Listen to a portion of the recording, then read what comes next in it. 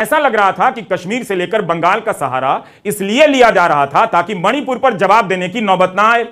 Assam rifles के खिलाफ FIR क्यों हुई है यह जवाब में था ही नहीं। स्मृति ईरानी के भाषण में राहुल गांधी मणिपुर से ज्यादा छाए हुए थे। ऐसा लगा कि आज सदन में राहुल गांधी के खिलाफ अविश्वास प्रस्ताव लाया गया है, नरेंद्र मोदी के खिलाफ नहीं। स्मृति ईरानी को बताना चाहिए था कि मणिपुर में भाजपा के उपाध्यक्ष चिदानंद सिंह ने असम राइफल्स पर इल्जाम लगाए हैं कि वो एक खास समुदाय का प्रत्यक्ष या परोक्ष रूप से समर्थन कर रही है। उनकी ही पार्टी के नेता सेना के निर्देशन पर काम करने वाली असम राइफल्स पर आरोप लगा रहे हैं। मणिपुर के भाजपा उपाध्यक्ष चिदानंद सिंह ने असम राइफल्स पर आरोप लगाया है कि असम राइफल्स के जवान मैतेई समुदाय की महिलाओं और पुरुषों को पीट रहे हैं, प्रदर्शन करने नहीं दे रहे हैं। यही नहीं, असम राइफल्स दूसरे समुदाय की महिलाओं के साथ नाच रही है।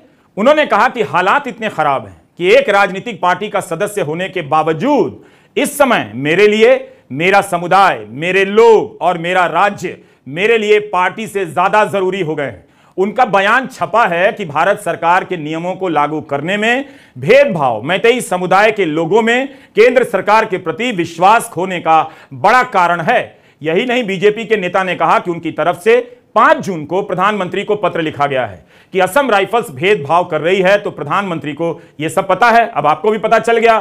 फिर भी पुलिस ने असम राइफल्स के खिलाफ एफआईआर की है। इस वीडियो को लंबा होना था, आप शुरू से लेकर अंत तक इस वीडियो को जरूर देखिए।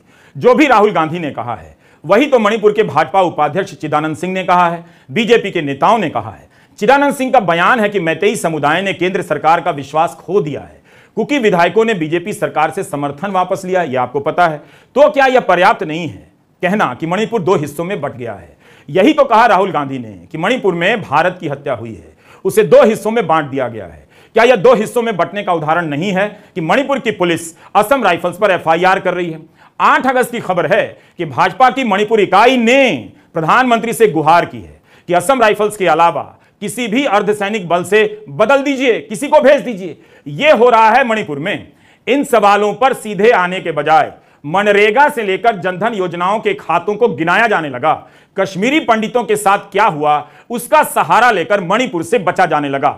अब खबर आ रही है कि सेना नाराज है, एफआईआर का मुद्दा राज्य सरकार के सामने उठाने जा रही है। एफआईआर किस बात को लेकर हुई है?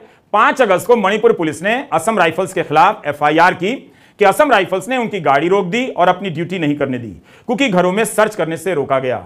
बीजेपी के एक विधायक ने कहा है कि राज्य की सरकार सेना को काम करने नहीं दे रही है। यही बात तो राहुल गांधी ने भी लोकसभा में कही है।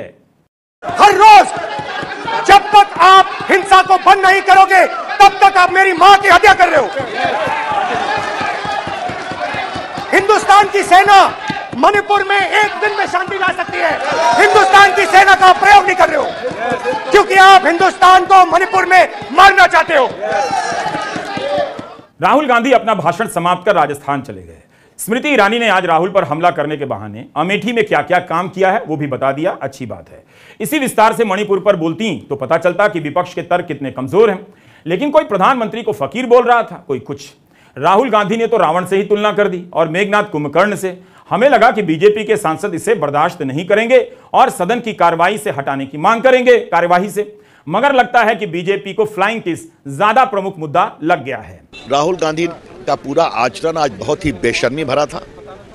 सदन में फ्लाइंग किस दी जाती है क्या, जहां इतनी महिलाएं हैं? ये बहुत दुर्भाग्यपूर्ण है। और भारत माता की हत्या की बात उन्होंने की। राहुल गांधी तब आप भारत माता की शक्ति को नहीं पहचानते। अजय है, अमर है भारत माता। न मुगल